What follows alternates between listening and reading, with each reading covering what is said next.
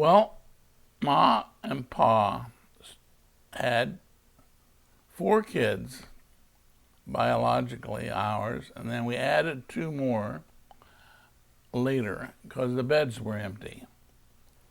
And we had to keep them filled. So our firstborn, Cree Harrison, his middle name is after my father's name, Harrison. He was Orange Harrison.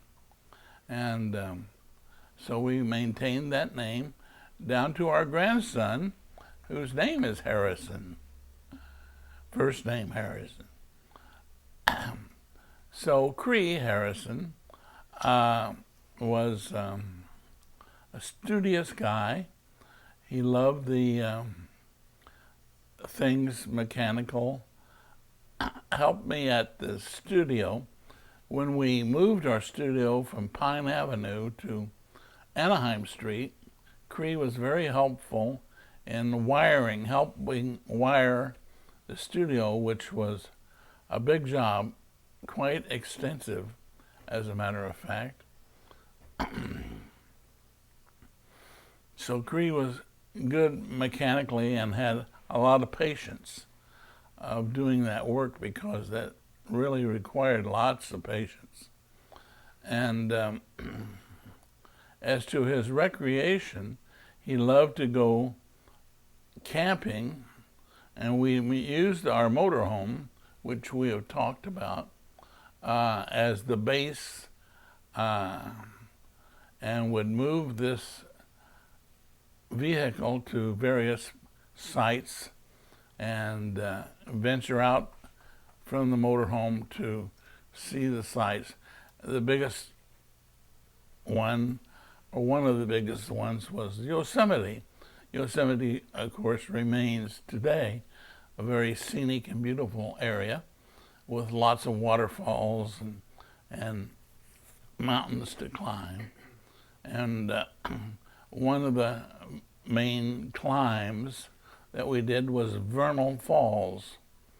Vernal is pretty steep, and we went up Vernal Falls one day, and the falls and the trail are pretty close. They're adjacent to each other, and the spray from the falls would come over on the trail, and we were getting soaked. Making it to the top of the falls, we encountered blackbirds, I think, who would love to steal your lunch if you were carrying one. And we encouraged their stealing, actually. And then we went off to Nevada Falls. That's right. is it higher than Vernal? Yes. Yeah. Is Nevada the double? Mm-hmm. What do you think the elevation is of That's probably near 9,000 feet.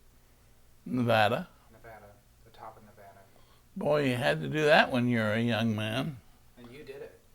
That was the first time you did it. and probably the only time. And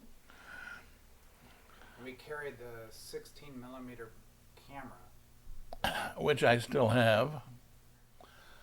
Yeah, it was a Bolex, a great camera. It had 3 lenses and a turret. So that made it to the top of Nevada Falls.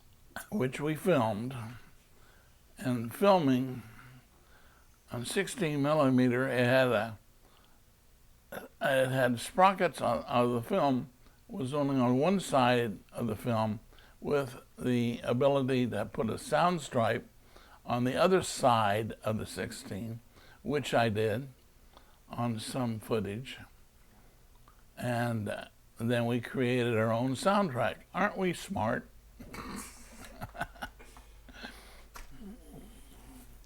Well, that's Cree enjoyed his favorite time of the year, besides summer, is October, when Halloween would occur.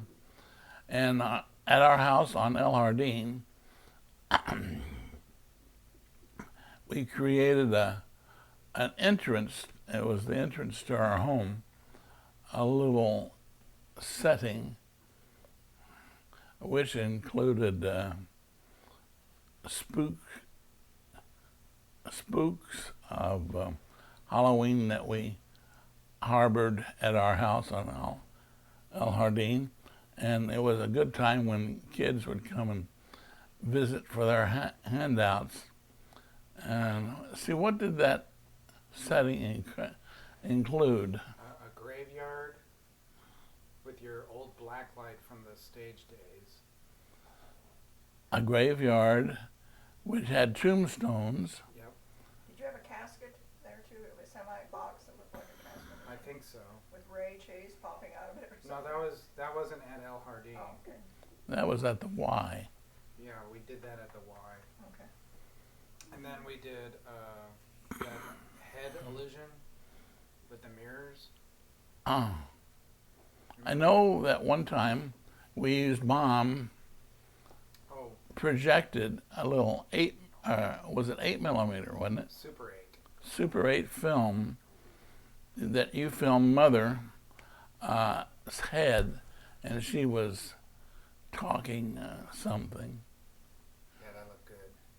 And we would project it on a head, like a styrofoam head that was used in, it was like a hat or hair display in a department store that had no eye or nose or mouth. And so we would project Mom's image with her eye, nose, and mouth onto this white styrofoam head. And it looked great. It really did. And she was a good trooper.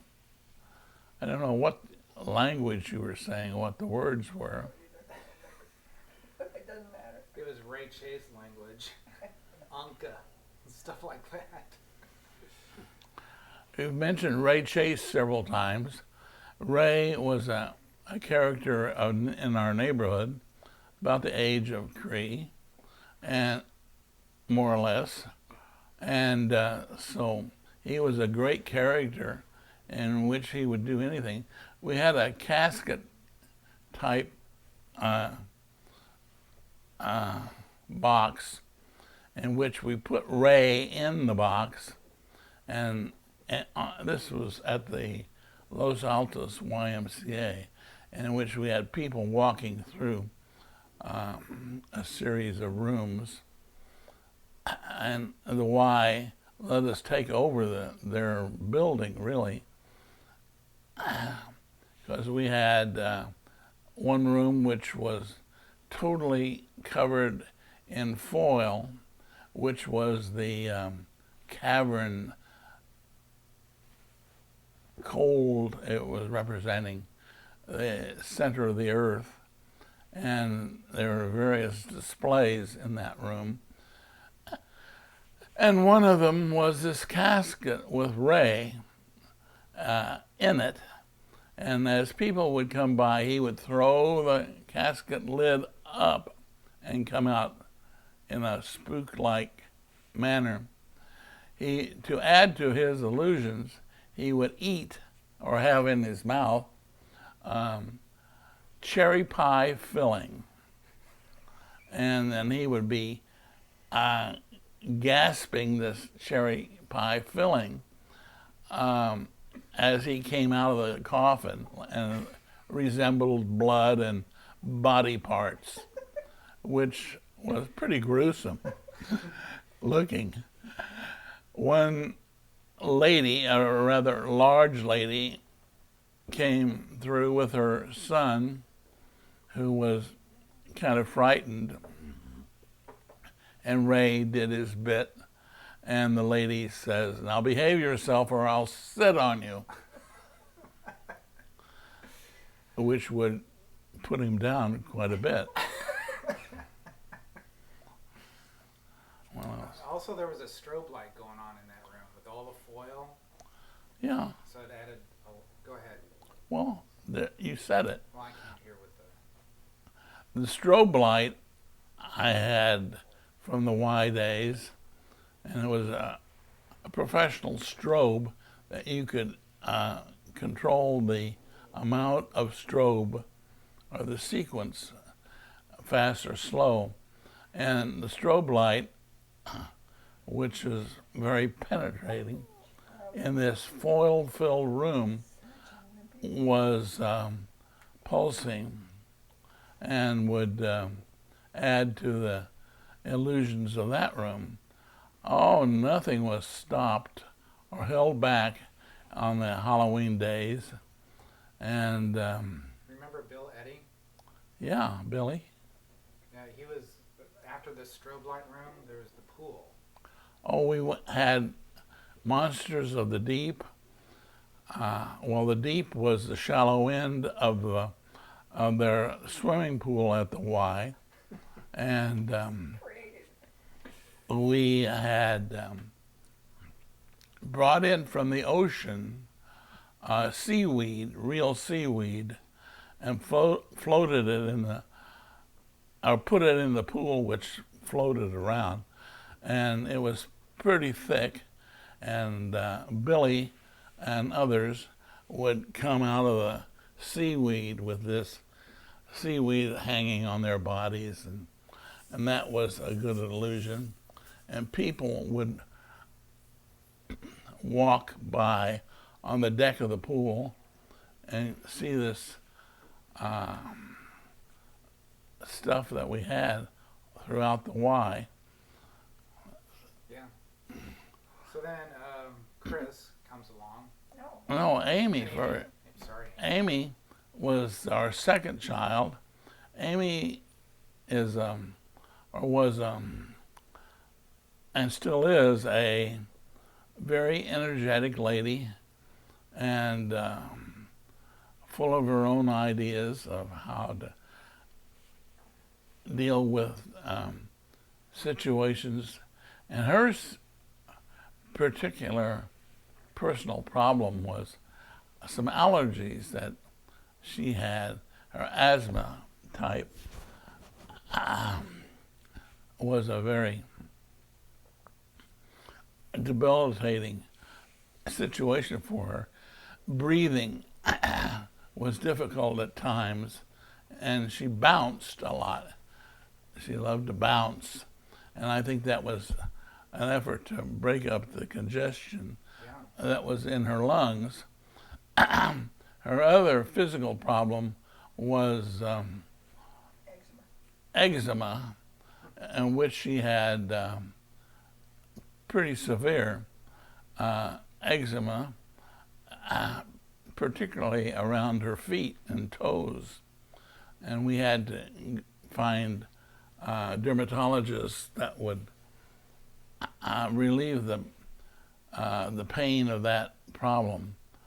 I think we went to Pasadena or someplace for one that was very helpful.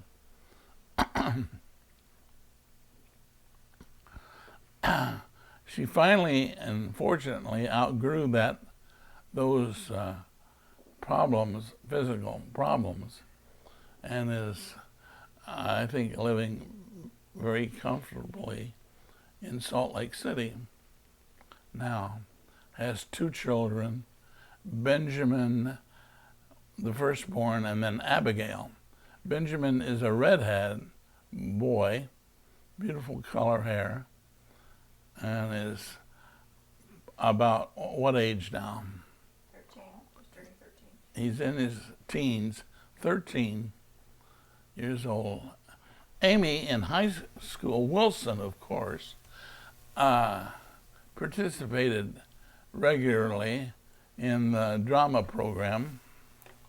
Bowden was the teacher's name, and was a very creative man, and put on plays that we saw, which I can't recall any of their names, titles. But Amy was in that, and that was very good experience for her. She got involved with the YMCA camps and was a counselor. Yeah, the Y was always a part of our life throughout our kids growing up. They went to camps, both in the Long Beach camps and the LA camps, which was always a good experience for them, and the out of doors and in the nearby mountains of Southern California. Because of Cree's outdoor experience throughout his younger teenage life, he was in demand by the YMCA officials to lead backpack, and he would do so. Caravans, driving the Y vehicles with half a dozen kids to various places in the Southern California area, and enjoyed the out of doors. And with his experience of knowing how to cook and survive in that kind of environment was very beneficial for the kids and the Y. And then we had Christopher Putney. Christopher, our third child, boy, of course, was an academic guy. He loved school and was very good in sciences and received high marks in his grades, and which led him to UCLA and medical school, in which he finished and accomplished and became a medical doctor, a podiatrist in specialty. But while he was in high school, he enjoyed music and the trumpet in particular. And music and doctoring music is mathematical, and because of beats to the measure and all the things that music is, that was right up his alley. And so he was fairly good at being a trumpet person and loved to play in the school bands. And they had a marching band, and they had a jazz ensemble. And so he did that throughout his high school days. Anything else about Chris? Didn't you record his band a couple times? Yeah, they came to that studio we've talked about. And then Monterey, the jazz competition.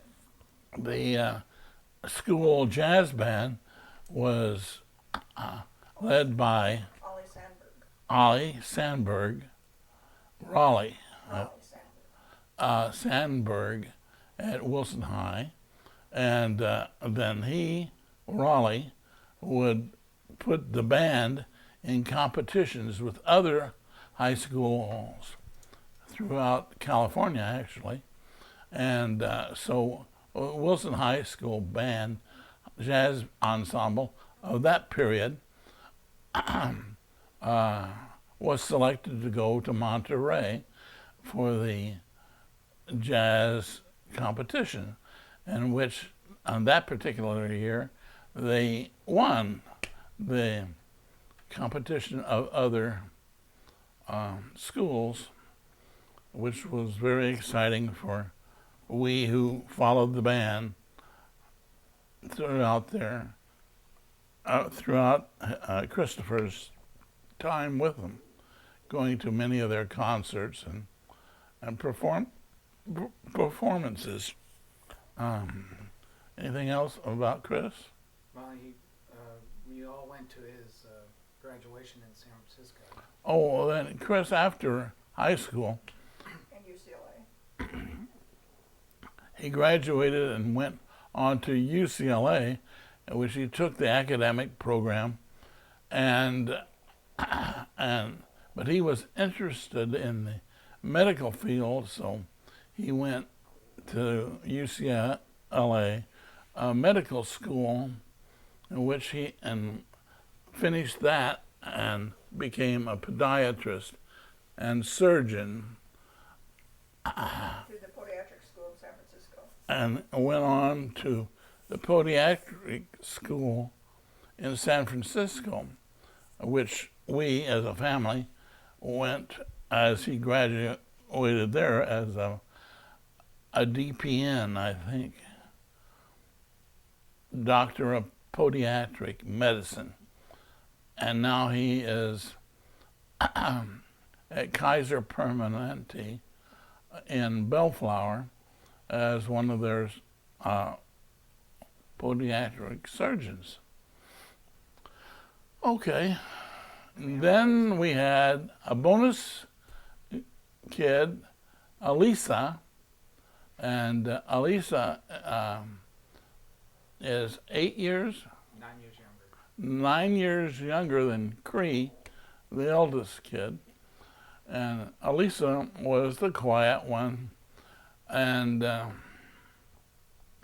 studious but quiet.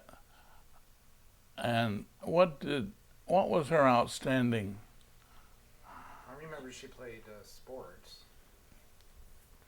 She was a good soccer player, wasn't it? Oh, softball. Yeah. Oh, yeah. And developed close friends. She loved her friendships. Yeah. Alisa, in our part of Long Beach, at some park, El Dorado Park? No, it was closer than that.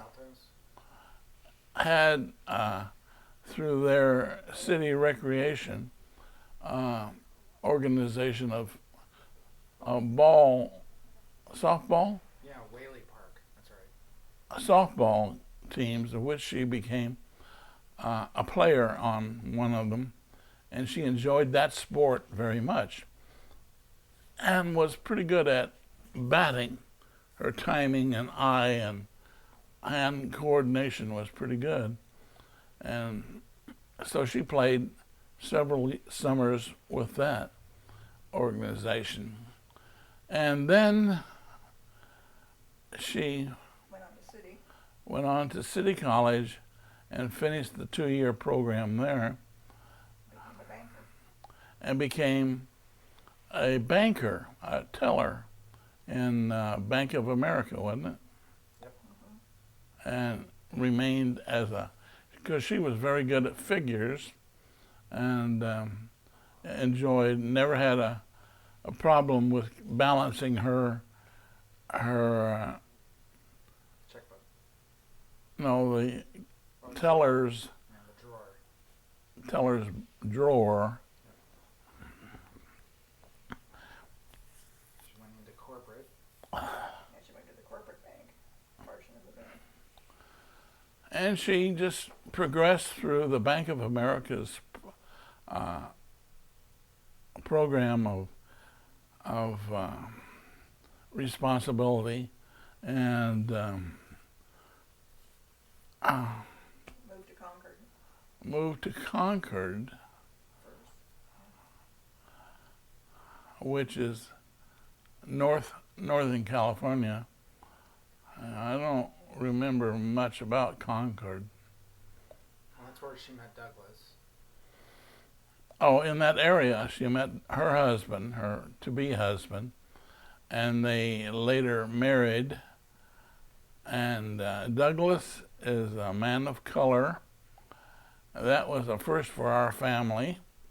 And she remained with the bank for a while and then became a mother of 2 boys, one named Harrison, there's that name again, and one named Hayden. And they live now in the town of Benicia, which is up near Vallejo. And that's the end of that. So, what can you say about your kids now? Just kind of overall picture. Don't pick out just one. Just feeling of the? Well, Mom and I, she was a only child, had no brothers or sisters. I had one sister who died young in my life, and she had 2 children, but we wanted to do better than that, more than that, so we had 4 biological kids, and they have always been a joy for us, and each are successful and unique in their own individual ways, honorable and respectful to their families and others that they associate with. Why do you think that is so? Because, of course, their mother and dad. And if you believe that, You believe anything? yeah, you'll believe anything I say. But I think we did have influence upon their character, and so I stand by what I say. And thank you, and good night. The life of AIM as a young child and her struggles with asthma first and eczema, and that was a pretty serious struggle in her young years, gave her the strength and management fortitude to live through and successfully the cancer that she had in her more adult years. And she has great empathy for the person who has similar struggles, other people, and she tries to console and help them through those other people through that period of their life by Quality of life organization. by creating Quality of life quality of life, organization. an organization that she has created with others, It's supportive. to support and help these people who are in this physical ailment. And she is doing that as we speak. That's really all I know about. You want to talk about Mom's ordeal? Mom, our mom, she's always the forerunner of things.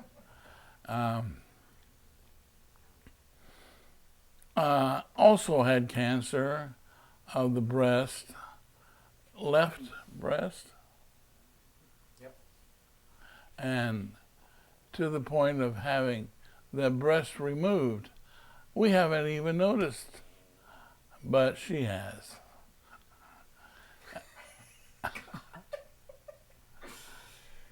She looks great. Sure, Mom always looks great. Yep.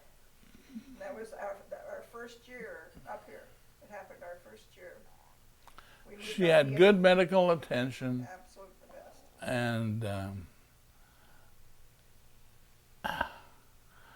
and so she survived that horrendous ordeal with cancer of the breast, and has gone on to heckle most of us rather well. Thank you.